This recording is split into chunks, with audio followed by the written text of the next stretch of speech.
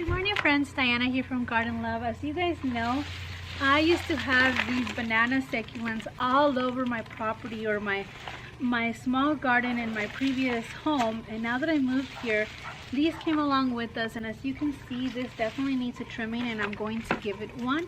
But I'm not going to throw these away. I'm going to put them to good purpose. There's a lot of places here in my garden that I can be growing these, and I have some nice little hanging baskets that I think I can put in my porch right up front of my property. So I think what I'm going to do, all I need is some of these little tools. They're very easy to handle, and I'm going to give it a good trimming, an even trimming, and just start cutting them.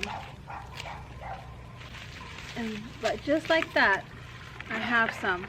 I have gifted some of these to my friends. I've sent them to them in the mail. They do just fine. They can stay as cuttings for a very long time without you having to put them in water or in soil.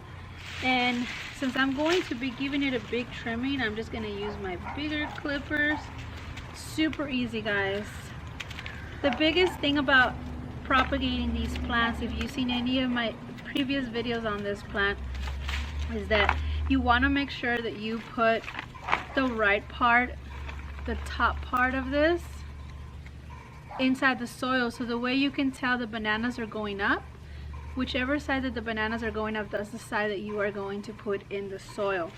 So as you can see, look at this. There is so many cuttings here. I don't know if you guys can see very well, but they are long. So I am just going to take some more cuttings, kind of like a haircut. Now I have a bucket full of cuttings that I can go ahead and take little pots and go ahead and propagate them that way, and then I can put them around other containers. And I'm going to show you guys the project I have going on right now. Let me see. Do you guys see how short that is? Let's see. It's very short. This will allow the plant to continue to break off and not suck that much nutrients and water off of this. Look at that. These are some very good pieces. I'll show you exactly how to tell which side to put in the soil. Alright friends, since I'm collecting something for the arrangements that I'm doing, I have these fire sticks that I've had a cutting, and I'm going to trim them that way I can get more branching. You guys got to be careful with these fire sticks, because I've heard that this is not good for your skin and you can have an allergic reaction, so just be very careful with that. I'm going to be using this for my arrangement, and I'll probably do 2 cuttings, so it'll be in the middle of the arrangement. So let's go ahead and take this over here. Turn it off. Alright friends, I'm going to be using these buckets. I'm going to give it a good cleaning. The soil that's in here is already good, and succulents don't require very rich soil. So you can recycle some of the soil that you have, or some of the plants that you have. If it makes you feel better, you can add a little amendment to the soil. That way you can have a nice rich soil for your succulents. But it's been my experience that it doesn't require a large amount of rich soil. So I'm just going to clean this.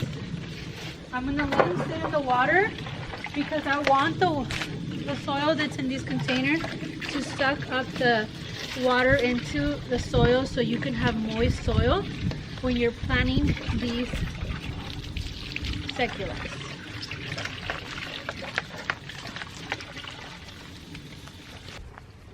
Alright, so I'm just going to use the same recycled water to pour it back into the soil, because I want the soil to be very moist for this arrangement.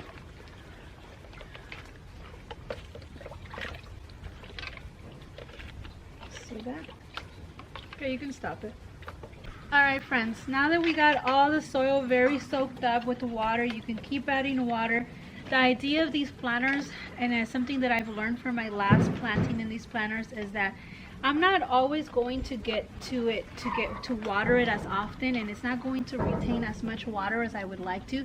So I'm going to plant things that are drought resistant, something that doesn't require a lot of water. These banana string of bananas are very resistant. You can overwater them and you can underwater them, and they will survive either conditions. So I'm going to take these, and since I'm going to be hanging them off my porch, I want for this plant to waterfall. So what you're going to do is going to take some of these off. I don't know, for some reason my chicken likes to eat these. I don't know if it's good for them. If you guys are familiar with these and know chickens eating these, let me know. But they enjoy eating these. So so now that I have a long stem, you can see there's already some roots growing there, because they naturally do that. They start sprouting roots because they want a root. So what I'm going to do is just start making a hole in the soil and start sticking it in there. You can even lay part of it and cover it with the soil. That's what you're going to do with most of them. I'm also going to take this fire stick and put it in the center of it. So hopefully it can overgrow upwards. And that will do that. And then I'm just going to take some of these.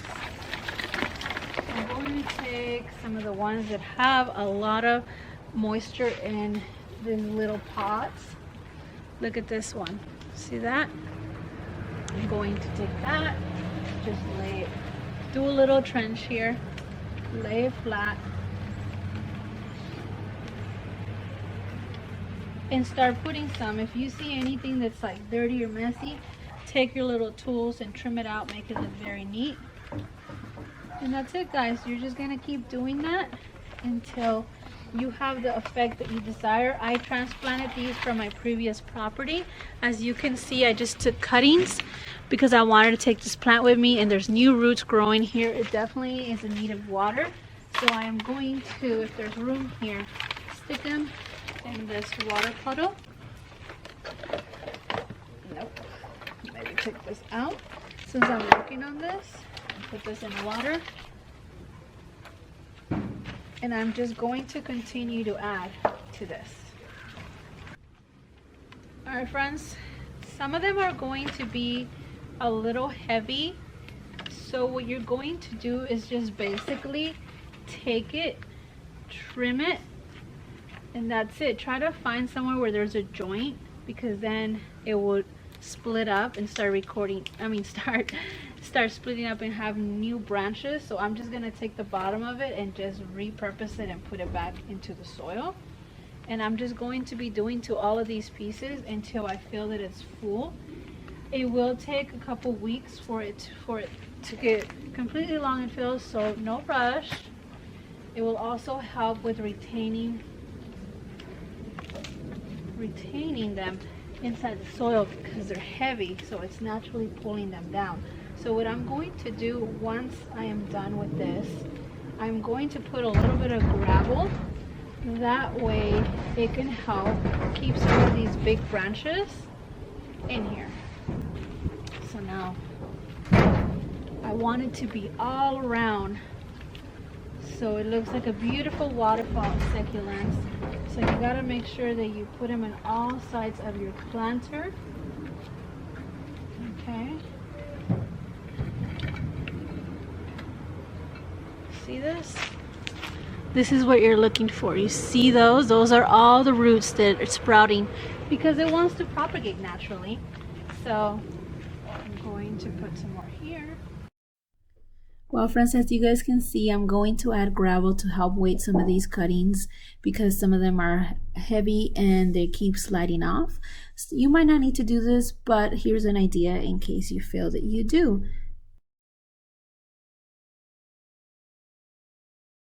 Alright friends, now that we are done, check this out. They're very short, but before you know it, they're going to be super long. I can't wait to give you guys an update on this because it's going to look great. I have a little hook here where I can hang it, and I'm going to leave it there on my porch and let it get curl up. We can just fix these up.